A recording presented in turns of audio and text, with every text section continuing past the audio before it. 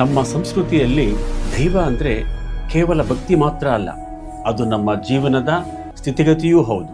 ನೀವು ಇದನ್ನು ಗಮನಿಸಿ, ನಮ್ಮ ಪುರಾಣಗಳಲ್ಲಿ ಒಬ್ಬ ದೇವರನ್ನ ಐಶ್ವರ್ಯದ ಒಡೆಯ ಅಂತ ಕಲ್ಪಿಸಿಕೊಂಡರೆ ಇನ್ನೊಬ್ಬ ದೇವರನ್ನ ಬಡವರ ದೇವರು ಅಂತ ಕರೀತೇವೆ.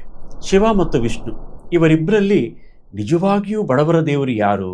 ನಮ್ಮ ಜನಪದರು, ದಾಸರು, ವಚನಕಾರರು ಈ ಬಗ್ಗೆ ಏನು ಹೇಳಿದ್ದಾರೆ? ಇವರಿಬ್ಬರ ಬಾಹ್ಯ ರೂಪವನ್ನೇ ನೋಡೋಣ. ವಿಷ್ಣು ಅಲಂಕಾರ ಪ್ರಿಯ, ಪೀತಾಂಬರಧಾರಿ, ಮುಖ ಮೈ ಕಾಣದಷ್ಟು ಆಭರಣ ಧರಿಸಿದ್ದಾನೆ. ರೇಷ್ಮೆ ವಸ್ತ್ರ, ಚಿನ್ನದ ಆಭರಣ, ವೈಕುಂಠದಲ್ಲಿ ಇರ್ತಾನೆ. ಅಂದರೆ ವಿಷ್ಣು ಶ್ರೀಮಂತಿಕೆಯ ಪ್ರತೀಕ. ಆದರೆ ಶಿವ ಸುಡುಗಾಡುವಾಸಿ. ಅವನ ಮೈ ಮೇಲೆ ರೇಷ್ಮೆ ಇಲ್ಲ, ಬದಲಿಗೆ ಪ್ರಾಣಿಯ ಚರ್ಮ, ಆಭರಣಗಳ ಬದಲು ಬೂದಿ ಭಸ್ಮ ಇದೆ. ಈ ಅಲಂಕಾರ ಶೂನ್ಯತೆ ಇದೆಯಲ್ಲ, ಇದು ಶಿವನನ್ನ ಬಡವನಿಗೆ ತುಂಬಾ ಹತ್ತಿರವಾಗಿಸುತ್ತೆ. ಒಬ್ಬ ಬಡವನಿಗೆ ಶಿವನ ಈ ಸರಳ ರೂಪದಲ್ಲಿ ತನ್ನದೇ ಪ್ರತಿಬಿಂಬ ಕಾಣಿಸುತ್ತೆ. ವಿಷ್ಣುವಿನ ವಾಹನ ನೋಡಿ, ಗರುಡ, ಆಕಾಶದಲ್ಲಿ ಹಾರಾಡುವ ಸೌಲಭ್ಯ.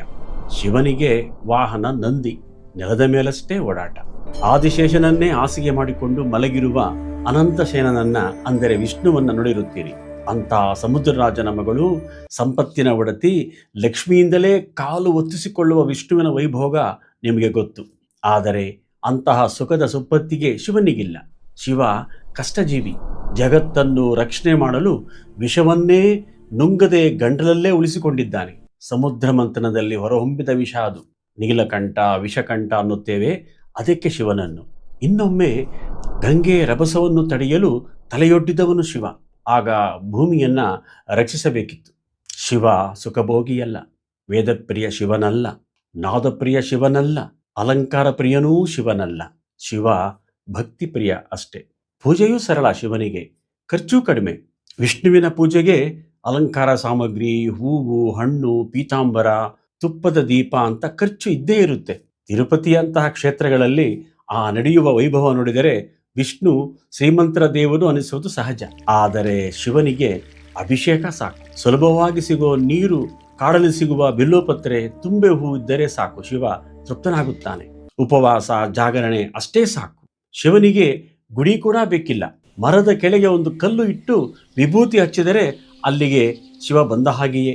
ಈ ಸುಲಭ ಲಭ್ಯತೆ ಶಿವನನ್ನ ಬಡವರ ದೇವರನ್ನಾಗಿ ಮಾಡಿದೆ. ನಿಮಗೆ ಗೊತ್ತಿರಬಹುದು, ಜಗತ್ತಿನ ಒಡೆಯನಾಗಿದ್ದರೂ ಶಿವ ಭಿಕ್ಷೆ ಬೇಡಿದ್ದಾನೆ. ಪುರಾಣಗಳಲ್ಲಿ ಶಿವನು ಬ್ರಹ್ಮಕಪಾಲ ಹಿಡಿದು ಭಿಕ್ಷಾಟನೆ ಮಾಡಿದ ಪ್ರಸಂಗವಿದೆ. ಸರ್ವಜ್ಞ ಕವಿ ಒಂದು ಕಡೆ ಶಂಕರನು ತಿರಿದುಂಡ ಅಂತ ಹೇಳಿದ್ದಾನೆ. ಅಂದರೆ ದೇವರೇ ಭಿಕ್ಷೆ ಬೇಡಿ ತಿಂದಿರುವಾಗ ಸಾಮಾನ್ಯ ಬಡವನ ಕಷ್ಟ ದೊಡ್ಡದಲ್ಲ ಅಂತ ಇದು ತೋರಿಸುತ್ತದೆ.